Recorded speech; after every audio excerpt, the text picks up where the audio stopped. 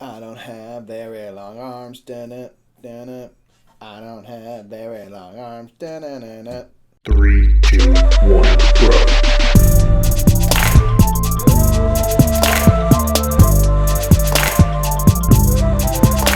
What's up, everybody? I'm Mike. I am Nick. We're the brothers Murph, man. We are here with another top 10. Top 10 in front of this wall. Is this the first one for this wall? That's a nice wall. Our last one we didn't Wow. do this from. I don't think so. Maybe we did. I don't know where we are. It's fine. Today we have the top 10 board game mechanics. Nick, real quick, let's get the controversy out of the way. Mechanics, mechanisms. What does it? Can we say They're both the same word. Are we allowed to say the both? Yes. Yeah, I don't care what anybody says. They're both the same. Man. Mechanics, mechanisms. What's the difference? Why does it matter? Yeah. Anyway, so that's what we're Whatever. talking about. It's like our favorite things in games, like little things that make the games go. What's like the game doing? the thing that makes the thing. Yeah, What's the driving mechanic of the game? Exactly. Like, are you laying tiles? Are you drawing cards? Are you building the tableau? Are you throwing things at donkeys? Fish mechanism. Like, what are you doing? Yeah, exactly. So the things that make the game an actual game. What makes the game a game? That's what we're talking about. What What are our makes the favorite game a things game? that basically, if it has this mechanic, it's gonna be a dope game? Yes, indeed. And so these are our top 10, our personal favorite mechanics. We could very easily make a top 20. We probably will make another top 10 at some point because there's some we had to leave out. We're like, it sucks. Yeah. But these mechanics, a lot of them are. Sometimes it's the entire game is this one kind of mechanic. Sometimes they can be small in a game, and we'll give an example for each different mechanic. A game too. that fits the mechanic we're talking Yeah. about. Okay. Yeah, indeed. I like it. I like it indeed. Should we start? I think we should begin. All right. I don't know. I switched to sip of British. tea I'm sorry. before, then we'll begin with number 10. It was Because we go in order here. Yes, indeed. 10.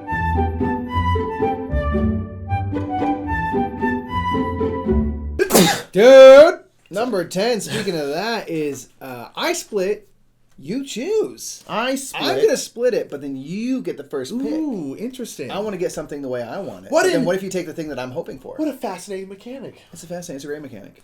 Yes, I split. You choose is good stuff. Yeah. It makes for, it's such an interesting, fun thing where you can try to set yourself up to have something nice, but then you don't know if you're helping them. Yeah, it's a very interesting, Tough stuff. stressful mechanic. So what's the game that we're going to give an example of? The main game, because this is the entirety of the game, is New York Slice. New York Slice. It's a game where you make a pie, Yeah, you you split the make it pie, there's a bit of a special power. You want to make sure you have the best part of the Makes pie, the but you best got to part make of sure the pie. everyone else is getting what they want, pie. or else they'll take your piece of the pie. Yeah.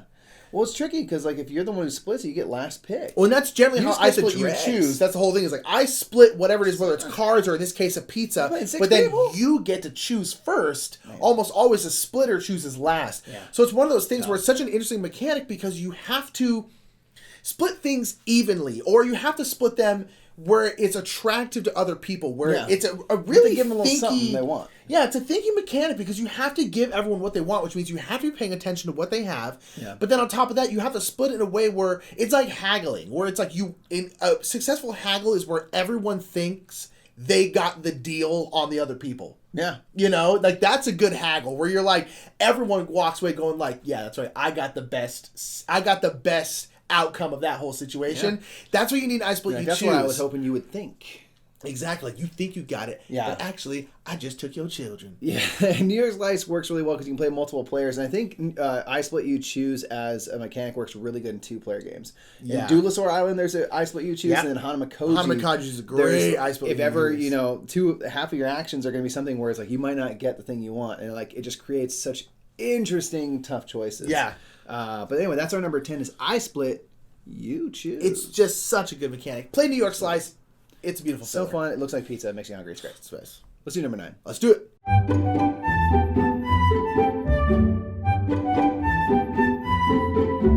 Alrighty, number 9 is going to be. I was trying to do a funny example. I couldn't. Bidding. Bidding is our number 9 favorite mechanic. We really like bidding. Bidding is a game where you're bidding. You are essentially saying like, I will pay this much for this. But I'll pay more than But that. I will pay more. It's just an auction. Auction bidding. They're very, very similar. But it's essentially I like bidding. It's one of those it's one of those mechanics. At least personally, where like I always think I don't like bidding. Yeah. Because bidding in my mind, I think it's really stressful. But for some reason, it's always very, very fun. So, like, at least in my head, I always think I'm like, oh, I don't like bidding games because they stress me out. Right. But whenever we play them, I'm always like, no, I actually really like bidding games. It's a good time. What is our favorite bidding game, would you say? All right, so our favorite bidding game, because it's just small and pure, and this was based on a game that we didn't think we were going to like, and I quite like, is High Society. Yes. It's a game where you're bidding on, or you're doing an cards, auction, you're bidding on these cards, and you want to live a very fancy life, and it's super fun because your points are those things that you end up buying. So you got to get these things. You got to spend money to make money, man. But you know what? If you end up just assed out and totally poor, you're kicked out of the game. Yeah. And you're like, oh, so there's this. It's so tough to like. Yeah. You got to spend enough to like live the high life, but you can't spend the most. Be the poor. Yeah. It's like whoever spent the most money at the end of High Society is automatically kicked out, as Mike said. So it's like one of those things where it's like. The balance, and there's just something about this game where it just creates giggles. I don't know why. It's not inherently funny game. It's not a funny theme, but it's just the laughter and the fun in this game just comes out in droves. I don't know what it is, but it's a great just straight up bidding auction where it's just like, there's a card that goes out, and then you just go in a round robin. And you bid, and whoever bids the highest when everyone else last passes, person to passes, they get it, and it's just straight up, and it's very simple. But it's a very fun mechanic. Another game we like is like Vegas Showdown has bidding, where you're bidding for these different tiles. Like I want the high end slots, or I want the dragon room, or I want a nice restaurant. And you're bidding on these spots. If you get outbid, you then have to move your thing to somewhere else and then bid there. It's very fun. There's also the fun thing of baiting people. Where you're going to go up high, then you're just like, I pass, because if you pass, you get to collect your money again. Then someone's stuck with this huge bill, and you're like, God, I didn't really want that much. It's only worth 1 point. Exactly. It's like, what was that show you like to watch? Somewhat storage containers. Oh, Storage Wars. Storage Wars, just baiting people. Like, I'm just gonna make them pay a bunch, and that's just trash in there. Pretty much, exactly. That's basically Storage Wars, the game. Storage Wars.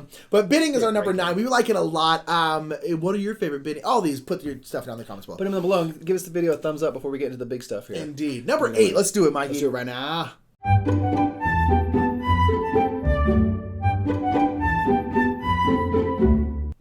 You're still stuck there?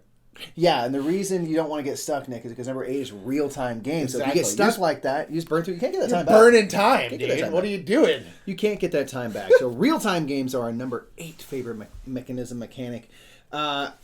Because it's just... Mike, is this top 10 a real-time game? Like, can you even get through this top 10, audience at home? This is a real-time. This is the highest stakes real-time game. Everything is real-time. Yeah. Like, every game you're playing is a real-time game because you will never get the time that you spent playing that game back. So only play your 5 favorite games because otherwise you're going to die unhappy. Real-time games they're just fun because they're stressful and so different. Like, board games are turn-based most of the time, right? It's turn-based. You go dip, dip, dip, dip. And so if you're thinking in, like, the world of the game, time sort of starts and then freezes, and then starts and freezes, and stuff like that. So real-time games are so interesting because of the need to move and communicate effectively all at the same time, and working together to solve something is just incredibly fun. It's stressful, makes you scream and laugh, and we have a good time with many of them. What would you say is like the favorite kind of real-time experience that we do? I would say, I don't know if it's our favorite real-time game, but like I think a good one for this is a game called Flatline. Flatline is a sequel to a game called Fuse, which is another real-time game. Yeah. The thing I like about Flatline is you are you're running a hospital. Fuse, you're trying to defuse a bomb. Yeah. You have 10 minutes. There's no breaks. It's 10 minutes. You defuse the bomb or not. So Flatline is a sequel to that game. So it just assumes that you lost because you usually do. Yeah. So the bomb went off, and in Flatline you're running like a futuristic sci-fi hospital. Yeah. And essentially patients are coming in, and you have real time, you're rolling these dice, and each patient needs certain dice on them, die faces on them. Exactly, certain sequence of die faces, and that will then heal that patient, and you have a certain amount of time to do it. But one thing I like about Flatline, and this is kind of different from Fuse, is in Flatline, the real-time crazy screaming, going at it, is like 1 minute increments. And then you have time to like calm down, figure out what you want to do, like reset, and you're kind of talking and chatting, and then boom, you're in that time again. Where something like Fuse is like a block of 10 minutes, or something like Escape from the Cursed Temple or whatever. It's a block of time, and that's the entire game. So it never ends, and it's very stressful. And in Flatline, there's something like Kitchen Rush, which is very, very stressful too. The real time is broken up. Yeah. And so you have a little bit of time to breathe, and I feel like it makes those kinds of games have more legs because Fuse I can't do very often because it's just so insane. Takes it out of you. Yeah, exactly. So Flatline is a great example of a really good, well done real time game with where the real time stops and you just have kind of a game and then it comes back. You know. That's super cool. Yeah, it's so fun. It's so fun, and it feels very cooperative because you're talking, getting the plan, and then you roll those dice, and like you don't get the things you need. So it's like, okay, now what do we do now? It'd be how a do we good rework team the plan? building exercise. Oh, yeah. You know, just like play a game of Kitchen Rush or Flatline. Yeah, because you have to communicate in real time. And you have to do it in an orderly way, or else everyone's just screaming. Yeah. And it's so if you own a company, you want to play a game to build your team, play Flatline or something like that. It'll probably hurt or help. And if everyone's screaming, what you do is you follow it up with Magic Maze, because then it's real time, but you can't talk. Exactly. Oh, it hurts even more. Yeah. Yikes. Oh yeah. Let's get into number 7, dude. Let's do it. Let's do it.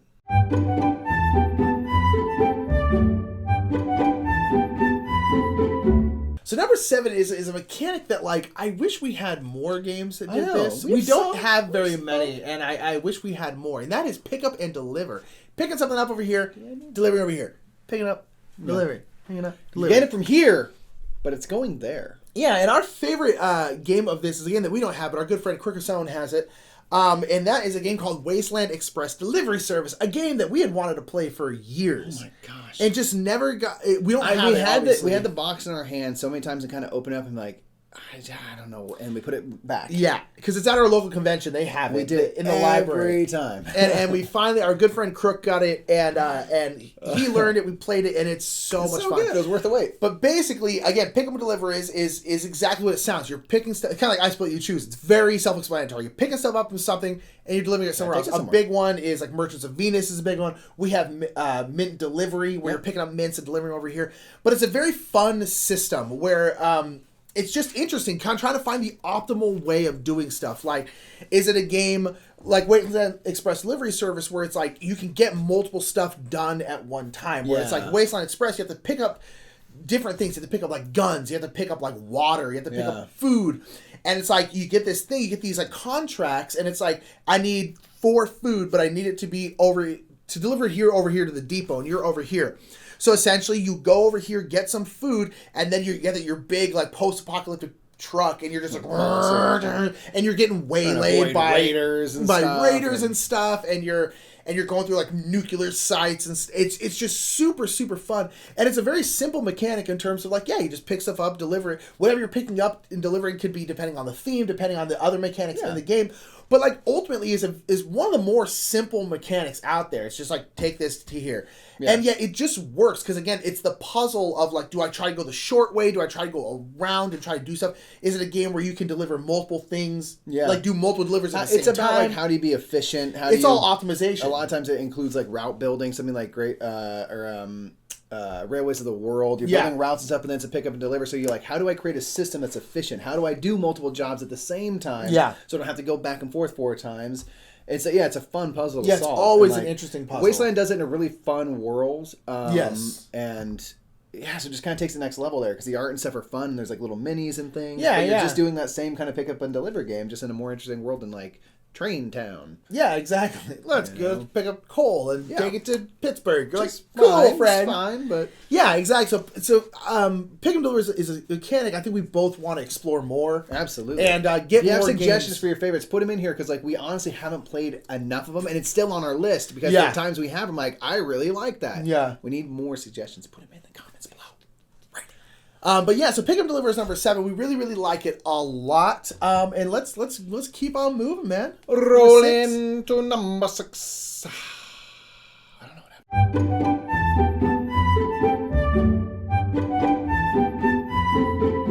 So speaking of Pick Up and Deliver, Nick, and sometimes there's route making. Sometimes you did say that, Mike. Guess what? Route makings are number 6. That's I like making routes. It's so.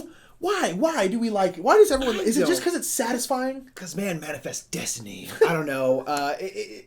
It's just satisfying. I think there's, like, a lot of games, and, like, something that's intrigued me early on, with something like Carcassonne, is, like, you start off a game, there's just something, but then by the end, it looks so different. And Yeah. you're like, oh, I built something. We all, I think, have an inherent need to build something so that we know we are here. I was talking to a friend recently, I was explaining board games, just kind of modern board games, and she was asking, like, what's this one? This is one, this is one. And I was explaining that, and she's like, every one of the games you're building something. And I was just like, that is true. Like, more or less, every game you're building something. Probably more than anything else in board gaming, you're building stuff. Yeah. We like to Whether build. it's a city or a route, it's like you're building something. Terraforming a planet. It's like you are...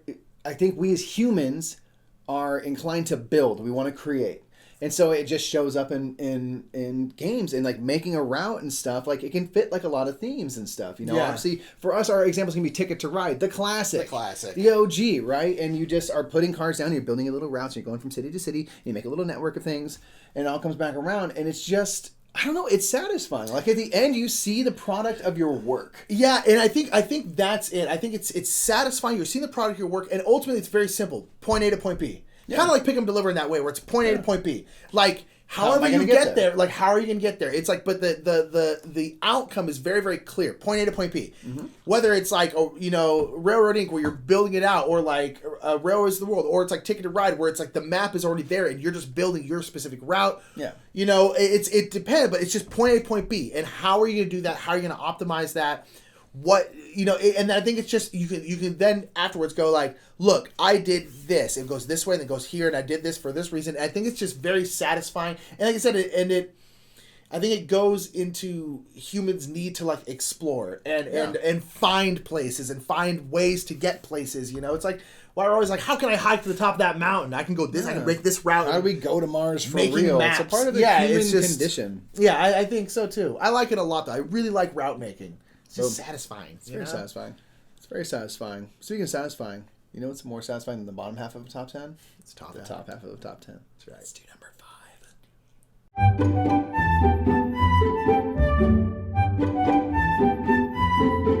5. Switching hat, Mike.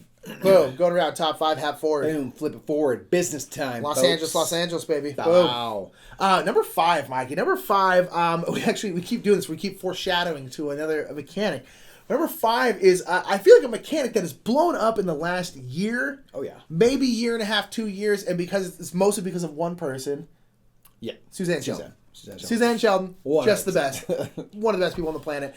And this is Roll and Write. We really like Roll and Write. Roll and Write is a game, like, I'll basically buy any Roll and Write game. Just straight up blind, no 100%. Issues. Because they're usually cheap. They're usually small. They're usually small and cheap and stuff. And like, I'm so interested in the idea of like, I wonder what they're gonna do. Like, I'm more or less at a like, I'll buy it. Roll and Write / flip and fill, because the example we're going to give is Welcome To, which is technically not a roll and write, but it is a flip cards and fill out something. Right. Roll and Write is the general term we use for it, but roll and write / flip and fill. And Welcome To is our favorite one of these. It's we just got the expansions. A lot of people are getting the expansions. It's very fun.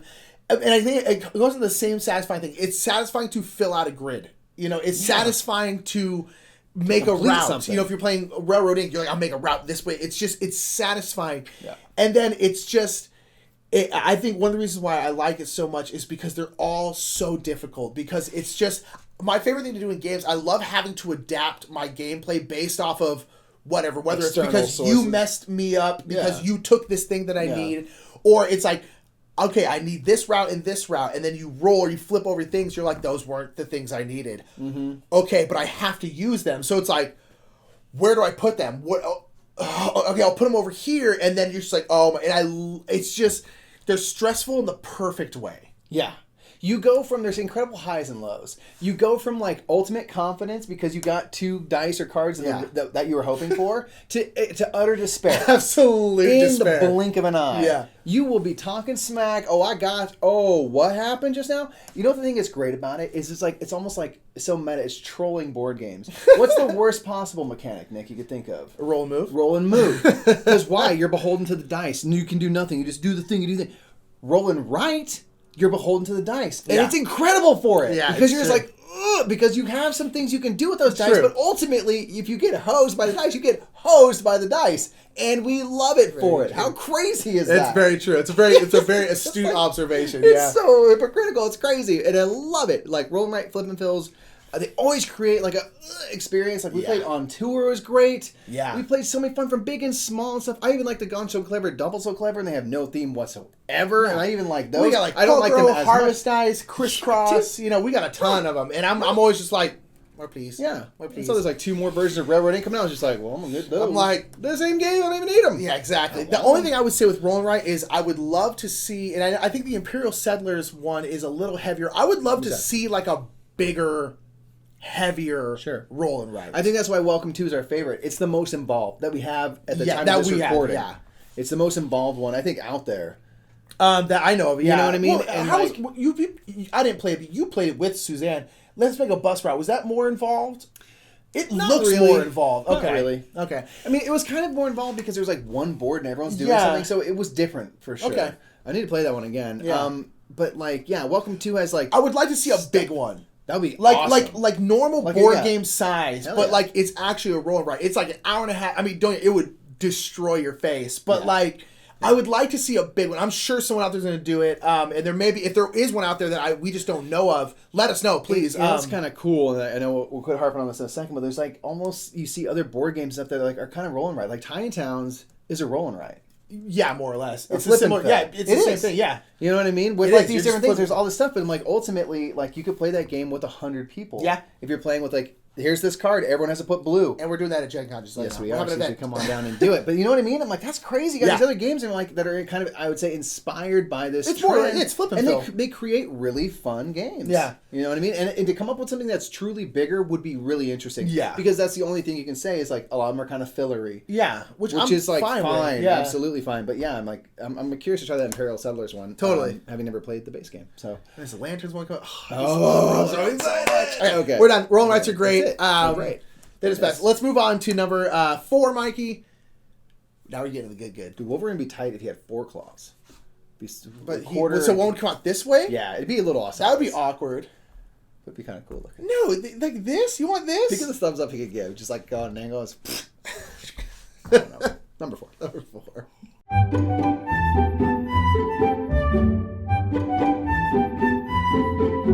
All right, number 4. We're getting into the good stuff. I'm a little surprised this was not slightly higher, but it wasn't. It's tricky. It's tricky because I would think like number 2 out the gate. But Yeah. it's like here's the thing. It's like it could shift at any given point. Number 4 is engine building Crap. games because it's so fun to build combos, It dude. It's just so fun to is. get something where you get all sorts of production going and all sorts of things.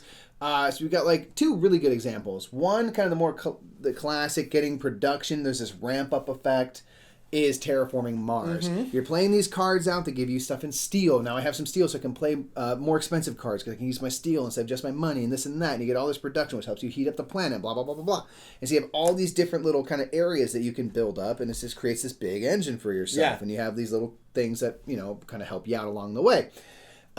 It's fun to do that. It's fun to do something where you start off with basically nothing and you're kind of hamstrung and then you just... Yeah.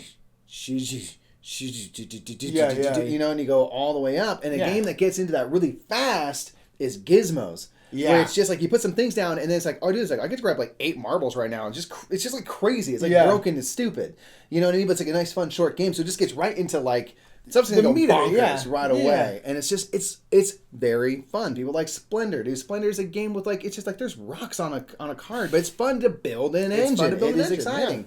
You know what I mean? It's just again, you're building, you're creating It's something. something- This again, engine people- didn't exist before I started this game. Yes, people enjoy building networks. That's like Yeah. route building. People enjoy building, working parts. It's like a lot of people we both really like working with our hands. Yeah. It's like I like building stuff. It's a just tinker. like people like that. We're tinkerers, and so it's like engine building. Just in a lot of board games, I feel like are tinkerers. They like building stuff. They like changing this and see if it'll work this way. And that's what engine building is. It's just you're building a set of networks, a set of engines, and a lot of games you can argue, we picked Terraforming Mars and like Gizmos because they're very straight up like card-driven engine building games. Yeah. But like a lot of games, like you have some kind of engine going on. It's prevalent in many, many games. Yes, exactly. Also, I want to give a shout out to like Seasons, which I feel like was our first like real delve into like a bigger engine building game, you know?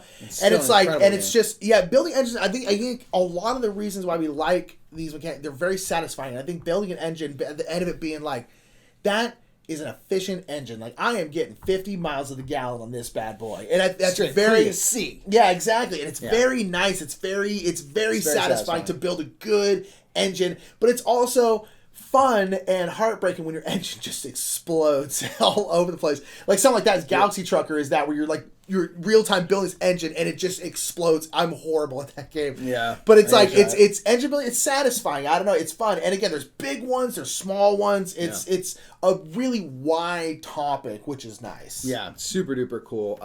Put your favorite engine builder in there because I feel like engine building to some degree, and I'll make an argument for number 3 as well. It's in every game. There's a ramp up effect in almost every game. Arguably the broadest one we have. Yeah, but it's super satisfying, especially games that like seem to be centered on that. Like they highlight that. It's not just a piece of the thing. Like, oh, games always ramp up. It's like, no, well, this ramps up because like you built something to ramp it up. Yeah, exactly. You know what I mean? So that's our number 4. Let's get into number 3. Yes.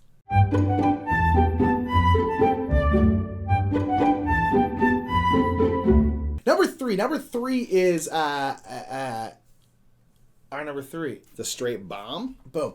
Number 3 is deck building. Deck building, again, kind of, you're building a little engine of a deck. That's what I was saying. Like, yeah, deck exactly. building is literally engine building. Yeah, like you're exactly. building a deck that comes out with more cool stuff. It's true. It's true. In the cards. Deck building is what it sounds like. Now, there's 2 kinds of deck building. I argue it's like deck crafting and then deck building. A deck crafting is something like Magic the Gathering or Lord of the Rings, the living card game, or really a lot of living card games, where you're building a deck that you then play the game with. A set amount of cards. Yes, set amount of cards that you build before the game. Sure. That is deck, like in my opinion, deck crafting. There's probably a better, if you know the term, put it in the comments. Yeah, because we always struggle. I'm like, what is it? Because you are building a deck. Yeah. But it's not within the game itself. Yes, because what we're talking about is deck building. Deck building is where you like are Legendary. Throughout the game building a deck. Continually getting new cards. Yeah, and the example we're going to give is Clank. Legendary is another one that we play a lot. There's a lot of deck building games. Hero Realms is one of our favorites. But Clank is especially this guy's favorite. Loves Clank. And I love Clank. We got to play Clank. It's been too long. Dude, I've been wanting to play it so bad. We should play it today. Clank is a great... So basically what you're start with generally a very basic set of cards. A lot of times people start off with the same set of cards. Yeah. Clank, we start off with the same set of cards. And then throughout the game, you're going to buy new cards. Like, oh, I buy this card, and then that goes into your discard pile. And then you do your turn, which is like 5 cards, you put in your discard pile, you draw 5 more cards, put in your discard pile, but then you have no more cards to draw. So you take your discard pile, which now has the new cards that you have bought, shuffle it up, and then that's now your deck, and then you draw from that. So those new cards start circulating through. And you just do that. And you do that in this kind of constant thing. And some games, this is one of those things where it's kind of like engine building or a lot of other things where it's like, it can be the entire game, like Legendary or like Dominion, where it's like, that's literally it. You're just trying to make the best deck you possibly can. Or it can be part of a game like Clank, where it's the main mechanic. But Clank, you have a board and you're delving down into a dungeon, and the cards you buy can have like swords so you can fight monsters, boots so you can move around. Yeah. But the deck building allows you to then carry out the actions in the game. Yes. Yeah. Exactly. And it's such a good mechanic, and it's interesting now that it's like it's now been, because it started off with Legendary, Dominion, and it's never been seen before. But now it's like there are times where it's like a really small part of the game, like Cry Havoc. It's like a teeny little part of the game. Great Western Trail is a deck building. Yeah, game. but it's like half deck building, and it's like it's now like a little part of a lot of other games. Yeah. Which I think is great when a mechanic starts to get assimilated into other games and starts to complement other mechanics. Yeah. But a Clank is just so much fun. It's so fun to dive in, try to get treasure. There's some press your luck with like how loud and crazy you want to be. And in deck building, it's really fun to all start off with the same cards, but by the end, you have completely different things you can do. Yeah. Because, what you buy is your own business. Yeah. And I love Clank, man. It's so good. It is so good. And deck building is really, really wonderful. Want to play you. And kind of going off of like the Terraforming Mars Gizmos comparison, where Terraforming Mars, you kind of build your engine, and Gizmos kind of gets you right into it. I want to give a shout out to Hero Realms and or Star Realms, because they're both deck building games, but it's the thing where it feels like it starts you off in the middle of the game, where you're already beastly as hell, and you're just going for it. Whereas like Dominion or Legendary, it's like you gotta build it up. It's so hard to get enough money to buy a big card. And it's like in Hero Realms, you buy a card like costs 3. It's like, it does like 8 damage. You instantly get OP cards. Like, it's ridiculous. So awesome. Yeah. So that is deck building. Deck building is so wonderful. So good. And that is our number 3. Number 2.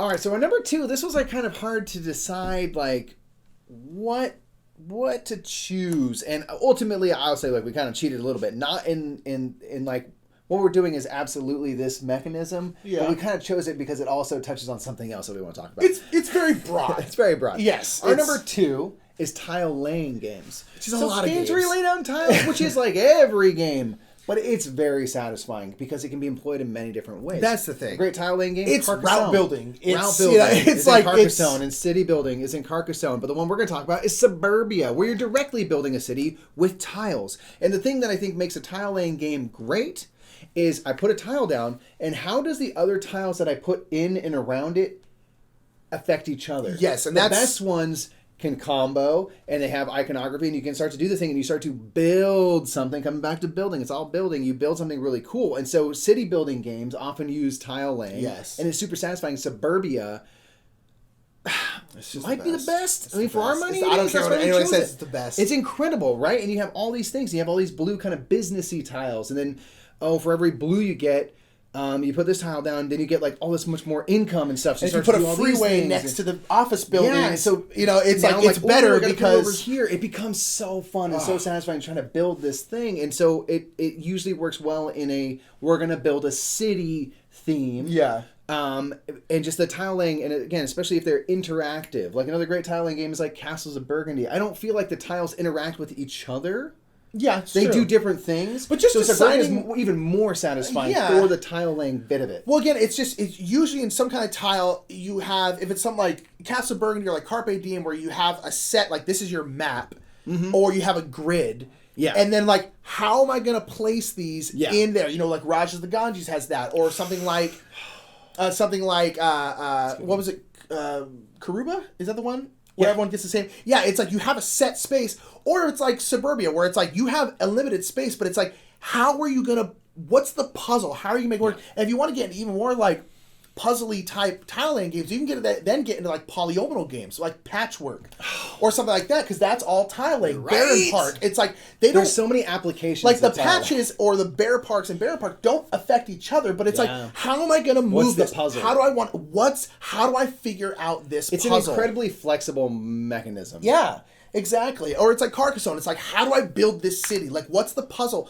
It's all puzzles, and no matter where it's implemented, despite the fact that like, it's such a broad topic. It's hard because one thing that we didn't put in there was like city building, and city building is one of my favorite mechanics. But city building, not always, but a lot of times is tile based. And it's like tile laying or tableau building. And it's just like tile laying is just so good. Like it made a run for our number 1 ultimately, and it did went out, and everyone who watches probably knows our number 1 is. Yeah. But nonetheless, it's like tile laying is again very very broad, but is so good. Always. It is. It's like just always if you're putting tiles down, lanterns. You're putting tiles down thing, like it's going to be an enjoyable experience. So good. Yeah, it's just great. Yeah. If that game sucks, it's never the tile laying's fault. Yeah. And we tell the tiles themselves, like, it's not your fault. It's not you. It's not you. Who designed you? It's not you. Is ass. I love you. But you're good. I love you. Tile laying game, man. So good. Yeah. But there is a mechanism that's better than tile laying. There's just one that I'm sure everyone sees coming a mile away. And I don't care. I'm not gonna lie to you for the sake of making you guess. We thought about it. Just like, should we just not have a number one? Just not even on the top just 10. to screw with people. Let's do number one to get it out of the way, folks.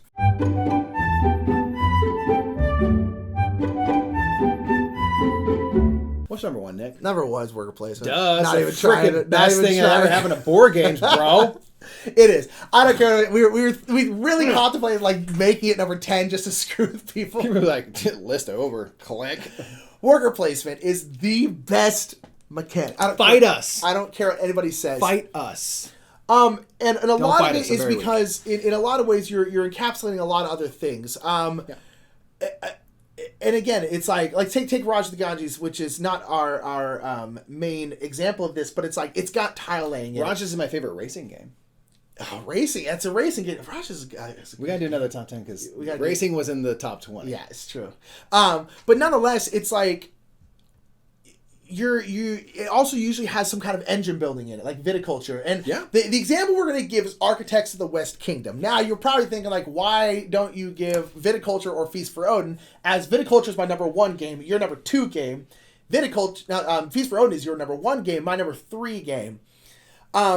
Just proving the point. But just because we want to switch it up. And we talk about those games all the time. So we're talking about Architects of the West Kingdom because it's got a bit of a twist to it. Yeah, it takes our favorite mechanism, and now not only are you placing workers out, but you are investing workers in different areas. Shaking out some pepper. Shaking out some pepper. A little of this. A little of this. The more workers you put into a certain space, the better that space becomes. And that's so cool to have a fleet of workers. Yes. And you're investing your workers in certain areas. It's so interesting. It's so fun. Yes. I love it. Like, I'm like, oh, this is a mechanic I love, but now there's this is kind of different. A little different. So give us a little breakdown of like what's the elevator. What is a worker placement game? So worker placement, the things that will like, this is a worker placement, is there will be some sort of general board. Some central board that everyone interacts with. And you're going to be putting out a certain amount of workers. Usually you can get more as you go, but a certain amount of workers onto different spaces that will give you a resource, allow you to do a certain type of action. Spaces, action spaces. And you can select your actions based on those. And so usually the thing that makes a worker placement game is limited access to those spaces. Yeah, the contention. Once someone goes here, no one else can do that for this round. Once someone goes there and does that, it makes it more expensive. Makes it more expensive, right? Yeah. And so there's a limited amount of actions you can do, and everyone has the same set that's available to them, and you're kind of competing for the same actions. And so, Viticulture and Feast for Odin definitely have that. And then Architects is cool because now, for the most part, there aren't spaces that are locked off. Where it means like once a worker goes here, that's it. It's like, no, as many people can go there as you want, but sometimes, it creates interesting things because now if I put 4 of my workers there, I get this new bonus and stuff. But then there's also this whole like mechanic of like you can round people up and throw them in jail. So if you have too many people in one area, you're a big fat juicy target. So now people are going to swoop you up. So it takes this whole thing, and then rather than like making it about limiting, it's kind of about like, well, how much do I want to go to one space? How, many times I want to go back to the well, and it's just, it flips it around in really interesting ways. I'm terrible at that game. God, I'm bad at it. One thing, we do top 10 games we suck at. If you want to see that, put a thumb up on this video. If we get to 500 likes, we'll do top 10 games we suck at. But love. But it'd be implied that we love. The thing with worker placement for me, it's like the cost benefit analysis that's constantly going on. Like it's like and it can take many forms. So something like Viticulture or most worker placement games, it's like, I need to do this. Now, I have 5 workers. Mike has 5 workers. There's this one spot. I need to go to this spot. So do I go there first and risk Mike going somewhere else that I also need to go for? Because I need trying to figure out what the order, or something like, say, like Coal Baron, where no spot is blocked, but if one person goes there, it takes them 1 worker. If anyone else, including that same person, wants to go to that same spot, it takes 2 workers. Then it takes 3 workers. Then 4. You can go there, but it's going to cost you 6 workers. And in Coal Baron, you have like 20 different workers, but it's like, it goes fast. That constantly, it's like, is the benefit worth this cost? Is it worth the cost of me going there first? What are my priorities? Giving up? What am I willing to pay? Yeah, and that struggle is so. Ooh, it's good. It's beefy, just it's good. Beefy. And then most workplace games have like an engine to them. Like Viticulture, you have a very good engine of your vineyard that's going on. It's just. Oh, it's so good, Mike. So good, dude. Hat's gone. Hat's gone, man. It's just the best. Like, worker placement is one of those ones like da da da da. It's a worker placement game. Like, I'm going to play it. I will try it. It could be like a super weird theme. Like, I don't know, but like I'll try it. It's like worker placement. I'm probably going to enjoy it. It's just one of those mechanics for us. It always has spoken to us. I feel like a lot of people really love worker placement. I don't think our pick is like really whoa. That's crazy. Yeah. But it's worker placement just rips so hard. It really does. It's so good. Anyway, folks, that's our top 10. What are your favorite game mechanisms? Which ones do you agree with? Which ones did we miss? We are planning on eventually, someday doing another top 10 because we had our initial list and the way we pared things down was way long. 35 mechanics, almost all of which we like. Yeah. So we're like, oh, okay, we can. It was a bit tough. But yeah, what are some of your favorite games that are within any of these mechanics we named? What are your favorite mechanics? You can put your list below in the comments. If you want to see us do top 10 games we suck at, put that in the comments below and give the video a thumbs up for us and share this video with a friend because there's nothing better than watching lists, tearing them apart with your friends, talking about why they're wrong or why we're incredibly right. True. Which is probably what most everyone thinks all the time. That's what everyone's going to say. So give that video a share if you could. And what else, man? There's something in the middle. We have a Patreon. Go check out our Patreon if you want to support us and see us if we're going to be able to do more top 10 lists and stuff. Yeah. That's a good way to help us out. Yeah, indeed. Yeah, and just general like, subscribe, share. You know how it goes. All those things. Thanks for watching, everybody. We will see you in the next top 10. And we hope you have just a fine day. Have a wonderful day. Have a top 10 day. Bye.